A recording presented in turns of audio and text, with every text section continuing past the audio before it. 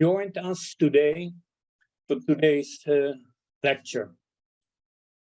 By the way, it will be a very special lecture on two accounts, and you will soon find out. But first, let me introduce the speaker of tonight, Helge Björn Horrisland, a long-time Freemason. He's for 38 years already a member of lodges, a Freemason, originally initiated in 1984 in his mother lodge, Orion to the Two Rivers in Kristiansand in Norway. He was past master of worshipful master of the chapter Sorlandet, also in Kristiansand, and deputy worshipful master of the Norwegian Lodge of Research, Masonic Research. Its name is Niels Treschow, and that's in Oslo in Norway. Apart from that, he's been spending many years in Masonic research, particularly the dark times of the Nazi rule in Europe, Germany and the rest of the Europe, and many things connected to it, like the Nazi looting of Masonic possessions, book and libraries, and his kind of occupation, one can say, an international repatriation coordinator, trying to get stolen Masonic goods from Russia back to the European countries. More the research, he's a member of the research lodges Quattro Coronati in London, Friedrich Münter in Copenhagen, Fiat Lux in Odense in Denmark, Friedrich Eklef in Uppsala in Sweden, in the German Grand Lodge, the research lodge Frederick, and the Quattro Coronati lodge in Bayreuth in Germany. With all his knowledge and experience, he is regularly lecturing all over the world very frequently. I'm looking forward to his lecture tonight, a quite special subject related again to the time of the Second World War. But before we go on, I have to hand the word over to Renzi Sanfer, who will inform you about some important things regarding this lecture platform. Renzi? Thank you very much, Jaap. Thank you very much. This is Remzi Sanver. I am one of the founders of OpenLFM. And if you permit, I wish to say a few words on behalf of the community. First, how all this started. Those were the dark days where the pandemic had just started. Isolated at home, nobody knew how to fully react. And while digitally exchanging with a group of young brothers, the idea of organizing monthly online lectures came out. I shared the idea with colleagues whom I see as my intellectual mentors. 4 of them are with us this evening, John, Susan, Yavuz, and Dimitrios.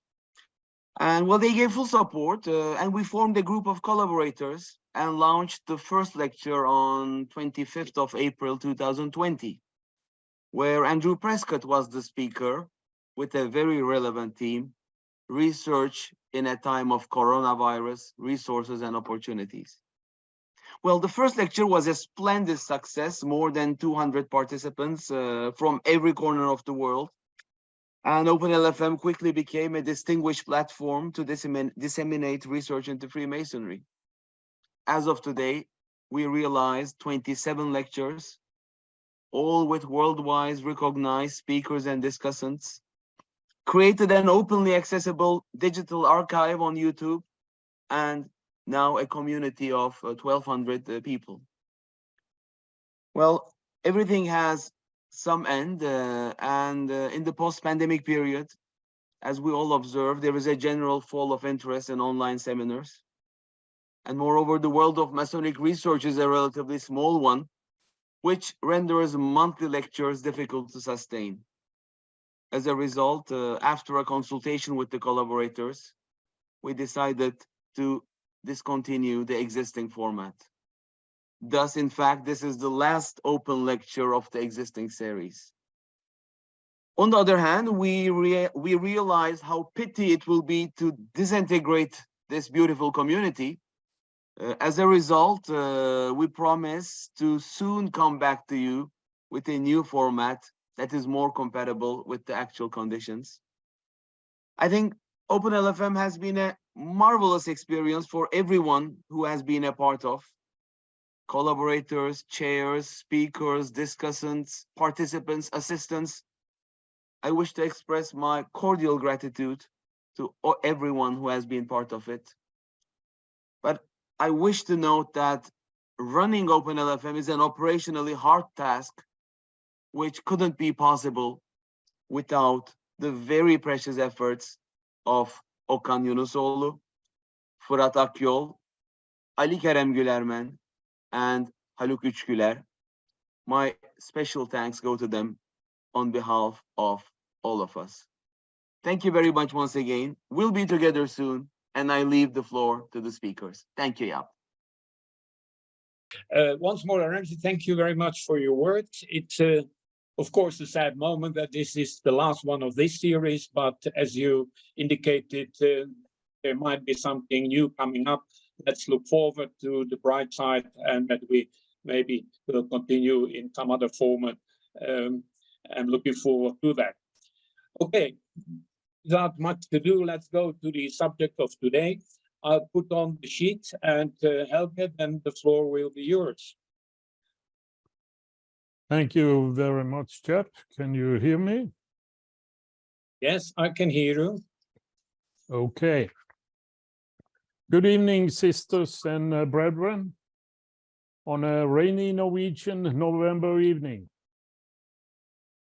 In these special times, when we still are recuperating from a worldwide pandemic, we've had plenty of time to reflect both on ourselves and our surroundings.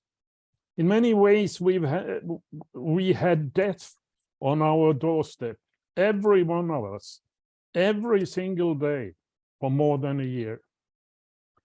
Daily, we've heard on the news how a cynical outside world tells us that the last 24 hours, so and so many people had died in the pandemic, and that the number of deaths were so and so much higher or lower than last week.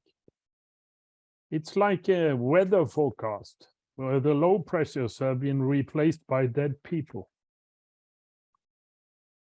What is happening to the human race to live under such conditions? Are we being blunted in our dealings with death toll? At least it is another good reason why we Freemasons should work on ourselves also with these aspects of our lives.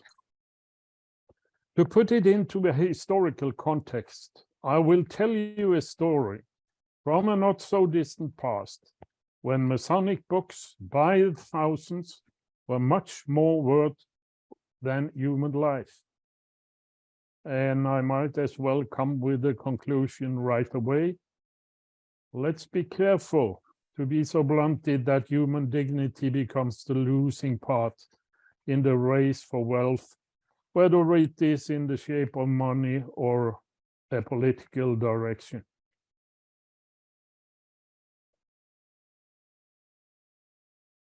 During World War II, Freemasonry was dissolved by the German security police all over Europe. Only 5 of 27 European nations maintained uninterrupted Masonic work from 1939 to 45. As part of the dissolution, all valuables were confiscated. Here is one of the main culprits, hardly known by anyone nowadays, but one of the world's history's biggest thieves of cultural objects ever. He should have been punished after the war, but didn't spend a single day behind bars. That is also a part of the Masonic World War II story. His name was SS Major Karl Burmester, in charge of the German security police's main library and responsible for the theft of 1.5 million Masonic books, the biggest consignment of Masonic books under one roof ever. His department wasn't much to brag about. It should have consisted of 15 librarians and 30 assistants. But the reality was one semi-qualified department head, one civilian hired morphinist as the only professional librarian, and 10 commandeered female students. But still, with help of local Gestapo all over occupied Europe, the department managed to secure this enormous collection of books.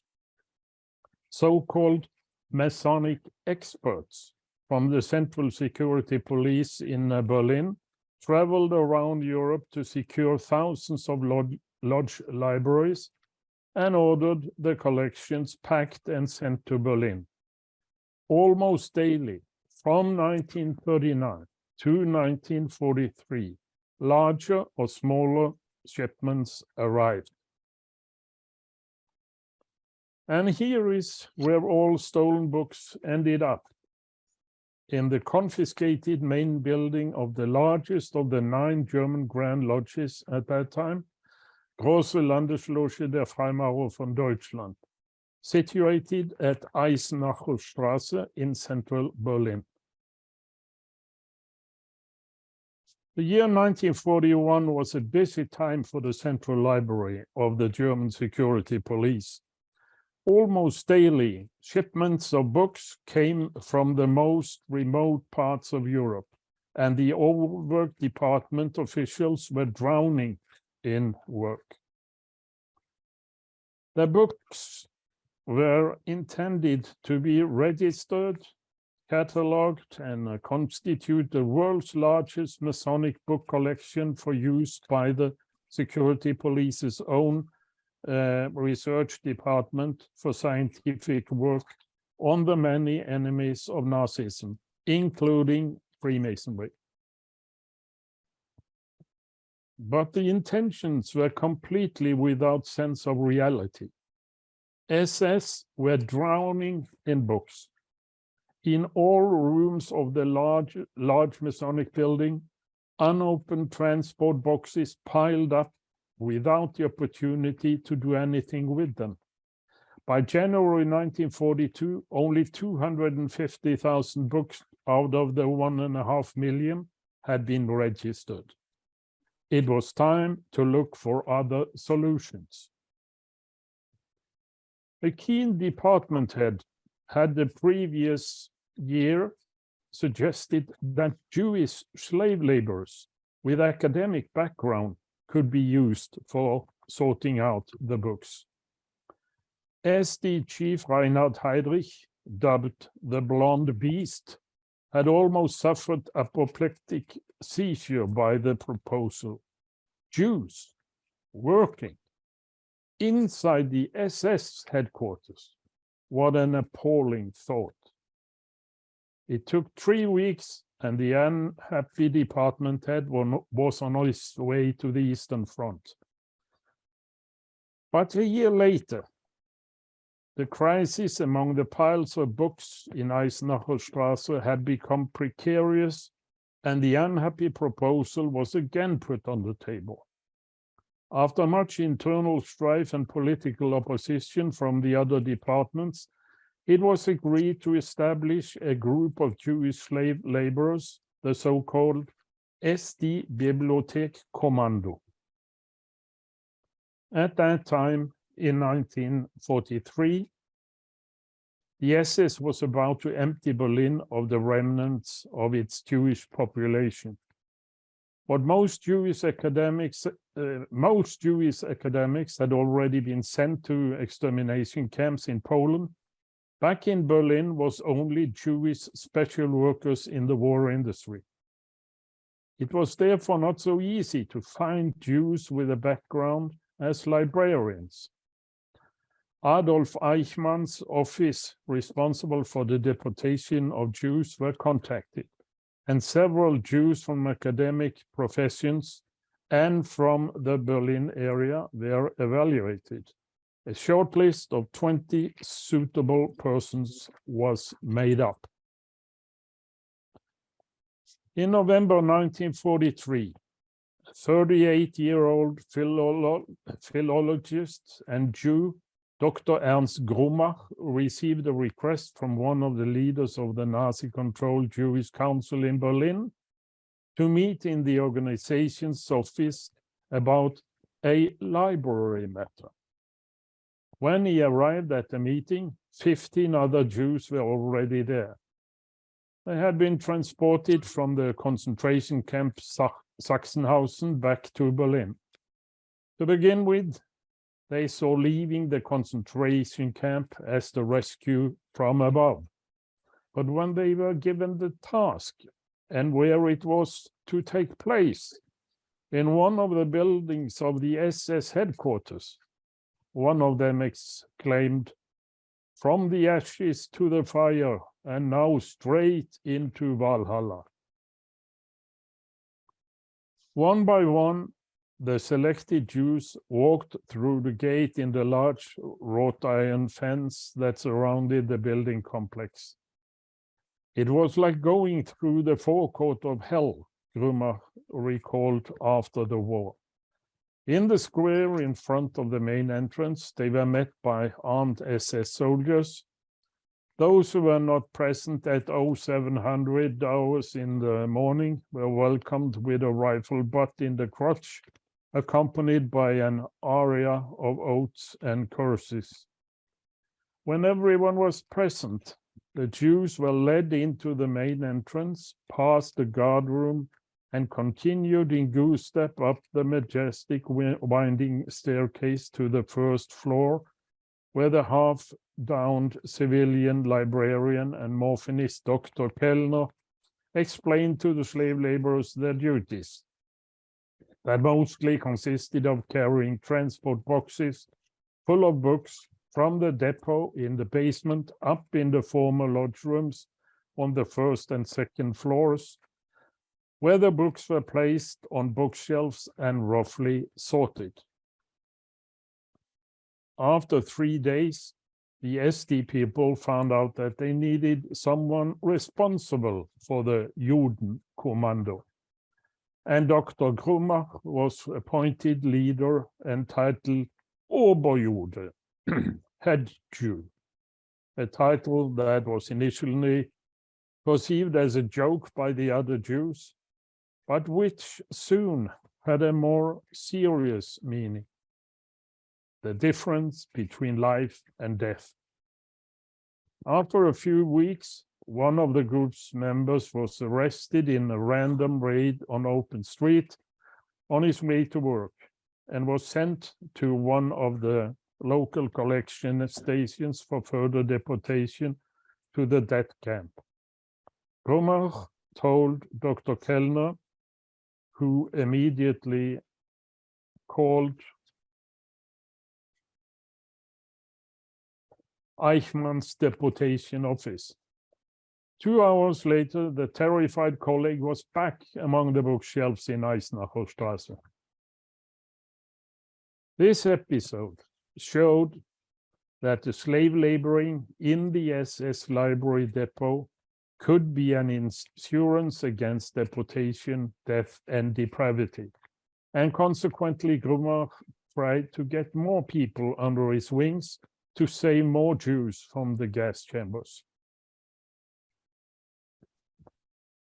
Rumors quickly spread in the rapidly dwindling Jewish community in Berlin, and almost every night, Groma had people coming to his private home offering their services.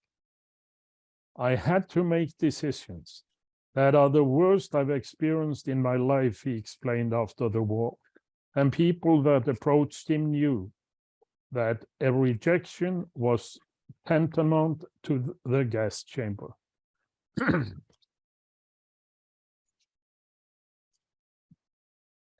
At its peak, The group of Jewish library slaves consisted of 28 people who were all spared deportation as long as they were allowed to work in the SS headquarters. That is, until mass deportations of Berlin's Jews began in earnest in 1943. I learned about these purges from Dr. Kellner, who in confidence wanted a list of 5 people who were most important to the work. Of the original group of 28, only 2 survived, Groma himself and the chief archivist of one of Berlin's biggest banks, not because of their librarian skills, but because both were married to Aryan wives. Dr. Kellner tried also to save the rest of the group, but the new security police chief, Ernst Groma, was on an inspection trip at that time, and the head of the department did not dare to take such a decision by himself.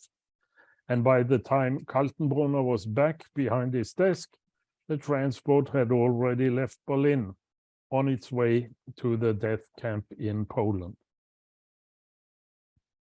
As replacement for the murdered new Jewish academics married to Aryans were selected. The quality of these people as library assistants was far from that of the first group. Towards the end of the war, this group was also reduced by new deportations, but some of them survived. In the large dining room of the former German Grand Lodge, which in its heyday could accommodate over 400 people, double book racks had been set up from wall to wall with narrow hallways between the racks, which were used as an intermediate station in the registration process. The slave laborers lived in the Jewish ghetto in Berlin and started work in Eisenacher Straße every morning and were searched when they left the building after 14 to 16 hours work. It was forbidden to talk to the SS guards or the civilian employees. To prevent contact, a separate toilet was installed, which they had to clean themselves. Slave laborers that became ill during working hours remained locked up until the end of the day and had to be carried out by the other Jews. Harassment and physical beatings were part of the daily routine. The cost of having the Jews employed were paid over the SS account of the dissolved Jewish organizations and synagogues in Germany. Before starting work, they had to sign a non-disclosure agreement. Were only allowed to work in a locked room with SS guard on the outside and were cut off from seeing the work in the rest of the building. It was a disparate group consisting from a cemetery manager to a shopkeeper. No one was used to the heavy physical work of dragging the heavy book boxes around in the huge Masonic complex. From August 1943, after the devastating bombing raid that left Hamburg flat after the world's first man-made firestorm, SS Chief Himmler decided that all valuable SS material should be transported from central Germany to the border areas of Silesia, out of reach of Allied bombing. The Groma group had to pack up all the material in transport boxes again, lift them on trucks and drop them on rail cars. SS Major Burmester, who was in charge of the transportation, threatened the Jews. If you so much as look into what you are packing, I will have you shot on the spot. The SS Major was characterized by Ernst Groma as an unprecedented son of a bitch, capable of doing any kind of perverse cruelty. In November 1943, while packing and with transport in full swing, 2/3 of the seized Masonic building in Eisenachterstraße was destroyed by Allied bombs in one of the first mass bombings of Berlin. The Jews were gathered in a basement room full of ammunition and hand grenades while the bombs were falling. The building burned for 3 days. Large part of it was a ruin and was never repaired. During the bombing, the Jews were forced into burning rooms to take out furniture and other equipment of value.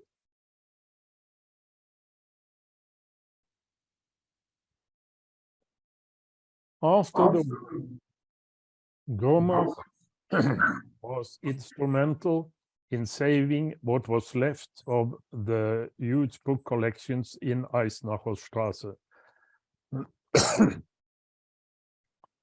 More than 80,000 books were recovered for post-war use. Parts of the remains of the collections were sent to US Army collecting point in Offenbach, where a team of Allied librarians in uniform repatriated more than 1 million books back to their original owners. In August 2010, I attended a repatriation congress in Strasbourg in France. One of the other speakers was the American Wesley Fisher, director of the influential Jewish organization Conference on Jewish Material Claims Against Germany. We quickly found a tone in the coffee breaks and agreed to have dinner together in the evening. It was a very pleasant dinner, and we have kept in touch since. He has given me the opportunity to access parts of the Israeli Holocaust Center archives that are not open to the public. In these archives are the private collections of the head of the Jewish slave laborers from Eisenachterstraße, Dr. Ernst Groma. He died in London in 1986 without ever talking in public about his war experiences, and his descendants have set strict rules for access to his private archive. 5 years passed. In February 2015, I stood in Bethlehem Road in the Ariel district just north of Jerusalem and paid the taxi driver. The street is as the name implies, is the old main road out of Jerusalem southwards towards Bethlehem, and the traffic is accordingly. Everything from donkey-driven carts to military convoys. I'm looking across the street to find number 52, where the elderly home Beth Moses is situated. Here lived the last time witness of the SS Library in Eisenachterstraße, Berlin, the daughter of the head of the SS Library Commando, Irena Chiron. The retirement home is located in a district dominated by Palestinians, but with a small Jewish enclave with many residents of academics affiliated to the nearby regional university. The entrance is secluded from the street in a poorly maintained and overgrown garden, but which provides an effective obstacle to insight. The entrance door is locked, and a security guard only allows me to enter once I have shown my passport through the bulletproof front door. And my name is ticked off on the list of today's visitors. Impulse visits are not allowed. I get the purchased bouquet of flowers through the security checkpoint and is being escorted into a reception area. On the inside, Beth Moses is like any other public retirement home. On entering, you are subject to the usual mix of smell of urine, cheap detergents, run-down hallways, and bad washing routines. The nurse smiles to me and says that Mrs. Groma hardly gets visits anymore, so she will surely appreciate both the visitor and the flowers. I'm shown into the TV room, and in front of me, a real-time witness and victim of the Holocaust is wheeled in. A small, elusive female figure at first glance, sunken into her wheelchair. He has all the reason in the world to be old and full of memories. Irena Groma, characterized both by age and experiences. At the age of 7, she walked hand in hand with her father from the Jewish ghetto to the SS main library in Eisenhowerstrasse. She had already experienced more than most children should. No playmates were back. Every single one deported to the camps. The visit to her father's workplace was a pure provocation from her parents' side. One last crazy attempt to save the family. Her father had been told that it was all over and that the Groma family, as one of the last in Berlin with special permission, would be deported to death and depravity at Auschwitz within days.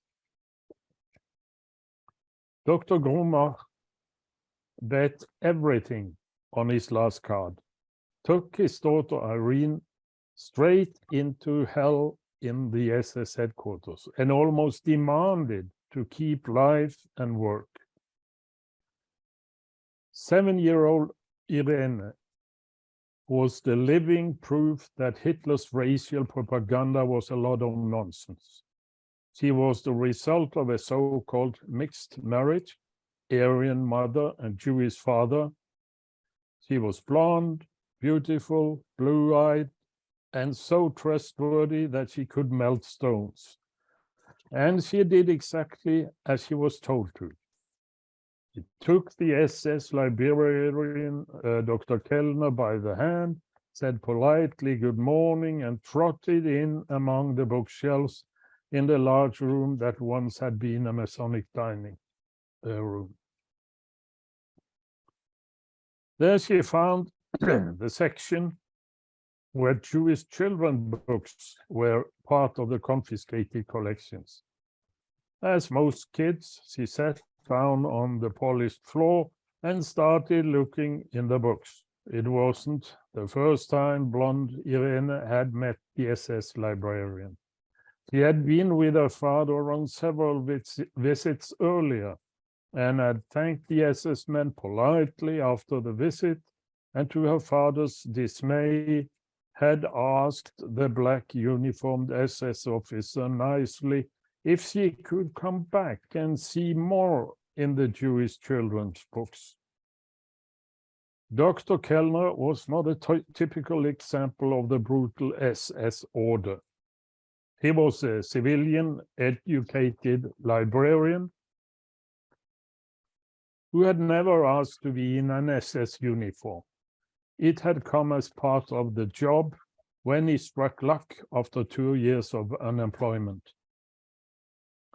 Kellner had his own blonde treasure at the same age as Irena, but hadn't seen his child for months due to the evacuation of the civilian population and many and late hours at work.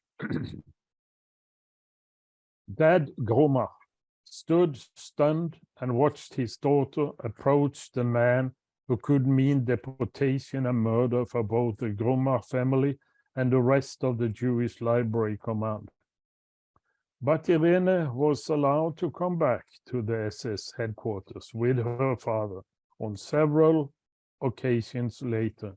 And incredibly enough, the SS left her alone.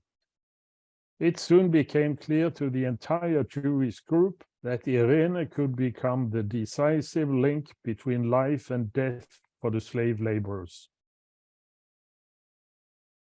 By 1943, the Groma family had reached a crossroad. With cunning cynicism and driven by the courage of despair, and helped by his daughter Irena, Dad Groma managed to extend life for his group of slave laborers, even though the inevitable was postponed only by 6 months before the final deportation to Theresienstadt and death through the chimney. Groma himself was the only one who survived. 70 years later, the once blonde and beautiful Irena sits in front of me in her wheelchair. She still has a firm look in her eyes, and as the nurse do not fail to point out, she is a lady with definite opinions. She has kept half the department on their toes over having a male visit coming, and now she is sitting here in front of me, dolled up with makeup and freshly groomed hair. She lights up when I give her the bouquet of flowers. I had been warned by my contact at the Jewish archives at Hebrew University in Jerusalem, which keeps the Groma family's private archive on behalf of the Yad Vashem Museum, that the good Mrs. Groma could be very capricious. With such a special life story, I forgive her. She had during the years rejected quite a few historians who wanted access to her late father's papers and, and had never before been interviewed by anyone. But when I explained in an email that it was as a Freemason I was interested, she not only gave permission to her father's archive, but also to an interview. However, I was warned by the archivist that if she had a bad day, I could risk coming in vain. But as we sat opposite each other, she acted like politeness herself, responding blisteringly to everything I asked, but didn't put much in between to correct me if she didn't agree with my statements. I started by giving her a little folder that my Grand Lodge has published in English, and it became apparent that Freemasonry interested her. She was fully aware that much of the work her father had done in the SS Library was related to Masonic literature and therefore had a number of questions for me. She stumbled a little at first, couldn't get grip of her story. It obviously took a while to open up old wounds. We took a break and I wheeled her up to the reception area where I had her accept a glass of Franconian wine that I knew had been her father's favorite. That did the trick. I saw tears in her eyes when she read the label on the bottle in German language. And she loosened up as she realized that her visiting Norwegian was not a journalist hunting for a story, but an interested Masonic historian. After 2 hours conversation and 2 glasses of white wine, I noticed that my host was getting tired. It was soon siesta time anyhow, so I thanked her nicely and received assurances that I was welcome to have another chat before I returned to Norway. It was amazing to sit in front of such a time witness and listen to how factual, but at the same time intense personal way she unfolded her life story. A story literally in the boundary between life and death. a story which she remembered to her dying day, and for which she had paid for with endlessly many sleepless nights of sore waste and horrible recollections. But she did not utter a negative word about the SS or her faith. Still, she was crystal clear about why she had allowed me to come. History must be told to prevent it from repeating itself. And she argued that the repetition of Holocaust would be the end of the Jewish people. So after deliberate consideration, she had come to the opposite conclusion of her father. He never spoke beyond the reports he wrote shortly after the war to Jewish post-war organizations. He had seen and experienced too much, and it became too difficult for him to keep the past alive. He had more than enough with his efforts to make a life for himself and his family after the war. He remained in Germany as a professor of literature at the Humboldt University in East Berlin. His daughter, on the contrary, went to Israel as soon as he came of age and gained a life there with education, husband, and children. Strangely enough, not many people have spoken to Irena Groma about her past.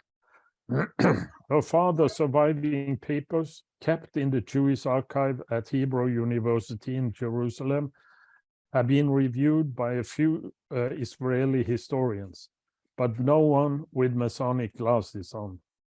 And no one has come to see her at all, to get her version of the story. And although a 7-year-old has limited possibilities to remember details, it is important that her conversations with her father about the war story is being recorded for future use. The Groma family originally lived in the Berlin Schönefeld district, but were moved into the Jewish ghetto in 1942. One of the Groma family's regular routines before the move was to go for a walk in the area on Sunday afternoons, always ending up at the ice cream parlor at the intersection with Freisinghausstraße, a few blocks away from the Masonic building in Eisenacherstraße. Irene Groma remembered the big house, where her father explained that inside were Freemasons, an association that was secret, and it was advisable to stay away from them. Now, Hitler had decided that they were not allowed to keep their secrets anymore. Are they Jews too? Came the question from the 7-year-old, who had seen with her own eyes that Jews were hunted like game on the open streets of Berlin. She knew her father's surviving papers in detail, understood what a valuable historic source they would be in the long run, and had guarded them as if they were the crown jewels. The private archive has been left to the University of Jerusalem, but with clear restrictions on access. Anyone who wants to study them needs personal approval by Groma, as he has refused more applications than she has approved. She had the opinion that there was little of interest in her father's material for Freemasons. I had to explain that I was more looking for descriptions of the working conditions in Eisenacherstraße and the daily life among the book stacks. That was an angle she had an interest in conveying, to describe the insane conditions under which her father and the rest of the slave laborers had to live in for almost 3 years in the middle of the very center of the SS death machine. Today, Masonic lodges all over Europe has managed to get some of their stolen libraries back. But there are still hundreds of thousands of Masonic books out there waiting for repatriation. When I occasionally am sitting with one of the surviving books from Eisenacherstrasse in my hand, I can't help but wonder that people have been killed for the survival of this book, so it can be read by you and me. We can even name who had to sacrifice their life for it. The SS guarded their stolen books as the crown jewels, not because the content was valuable to them. On the contrary, it was the thoughts of one of their own enemies of death, Freemasonry, that was the content of the book.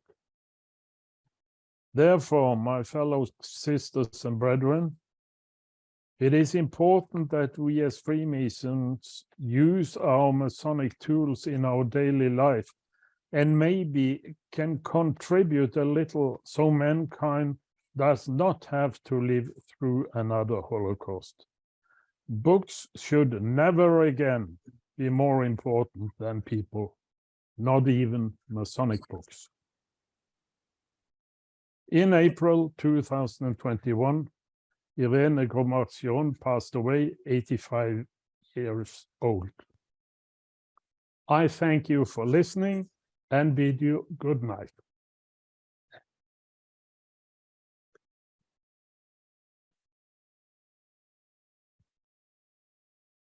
Okay, Helge, thank you very much for this fascinating story. Let me see. Yeah, we are back. Really, I must say, fascinating. I know a lot of your experiences, but this one is new to me, and I think your message is clear. So from that, we can take it. Before maybe others, a quick short question. The lady died, but you showed us that she has children, a son and a daughter. Where do they live, and would they be still guarding the files of their grandfather, or would they be more open for having more access to the material? Actually, I don't know what will happen to the archive. It will, of course, be belonging at the university archive. But if they will change the policy about who get access to them, I don't know. I haven't been in contact with them since Irena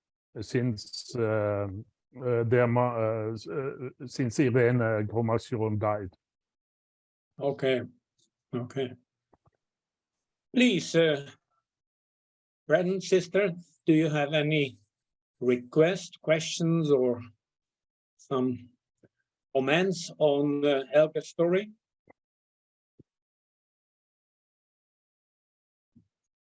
Please don't forget to unmute yourself. John, please unmute yourself.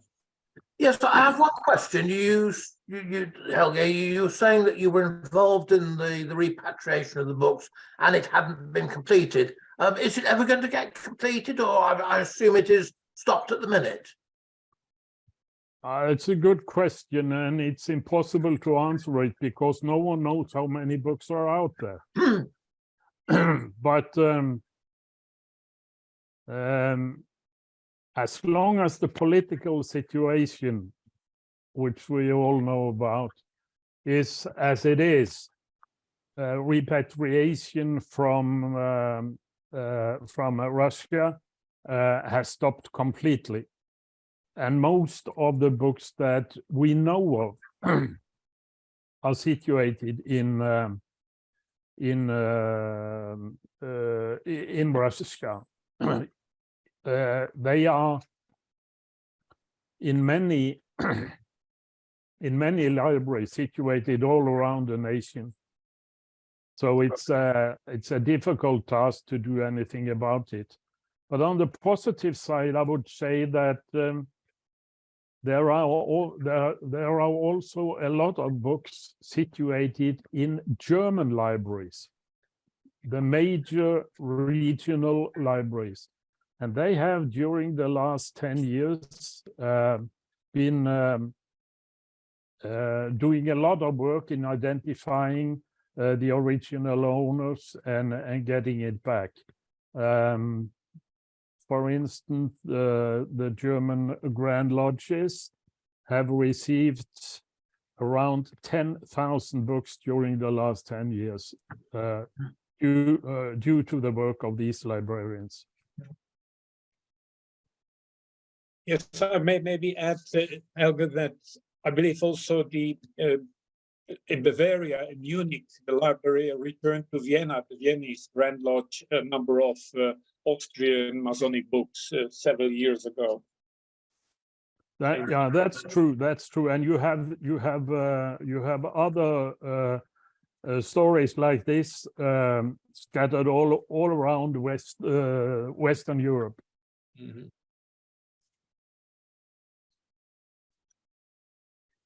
So, for example, if I had a book, say a French ritual exposure, that's got an old German library stamp in it, are the chances of that will have been to Berlin and Russia and back? Yes, it would be. If it has a stamp of a German Grand Lodge, there were 9 Grand Lodges in Germany before 1933 or 1935. And all their libraries were confiscated and taken by the SS. And it has been spread all over the place. I mean, I have myself bought books in Holland, in Sweden, which originally comes from a library of a German lodge. And it is, in my opinion, important that European Freemasonry is aware of this and are trying to help to get the original owners back what is their belongings. Thank you.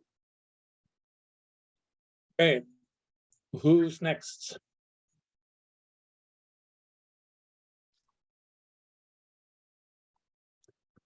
All clear, probably.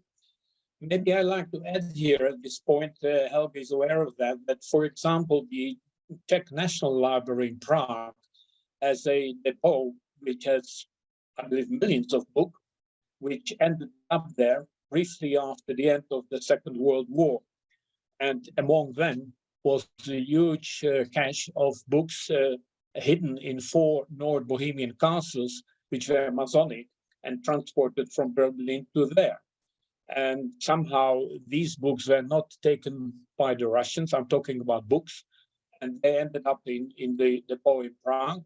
And only very recently, a special project supported, by the way, by Norway as well, tried to identify the collection on basis of ex libris and stamps, which happened. There were 2 seminars devoted to it, small publications, and all the books were entered into the National Library in Prague. So there you can find a lot of these, I don't know, Helge, do you know how much it is? Was it 14,000, 15,000 Masonic books? Mostly German, but there would be also French. The origin of the book is not exactly who's the owner. It could be a French book owned by a German lodge. But you can find back this portion in the University of the National Library in Prague. Yes, it was around 13,500 books in the National Library in Okay. Prague. But the biggest collection from the war that we know of that is not in original hands is, of course, the big Masonic library at the university, Mickiewicz University in Poznan in Poland. There they have 85,000 books. All of them are coming from these stolen libraries of different lodges all around Europe. In 2004, I had the opportunity to get back to the Grand Lodge of Norway, what they had of books from Norwegian owners. But since then, there has been no repatriation from that university. It is one of the biggest consignment of Masonic books on non-Masonic hands in Europe. True. All right. Please, anybody else? Well, Helge, I think all listeners are satisfied, and so I will round up. Once more, thank you very much for your most interesting story and comments on the questions. It was a joy, I think, for all of us to listen and to learn this. And yeah, difficult to say for me till next time. There will be next time, but it's up to our friend who organized it to tell us when there will be another time for Ramsey or Okan. So once more, thank you all from my side as chairman of this lecture today. I don't know whether Ramsey wants to comment or finish up from his side. Thanks, Syria. Nothing additional to say except for thanking the marvelous presentation today and your perfect chairing. It has been really a unique experience, open lectures, and hopefully we will be continuing soon and keep the community together. Thank you very much once again. Okay, thank you and goodbye.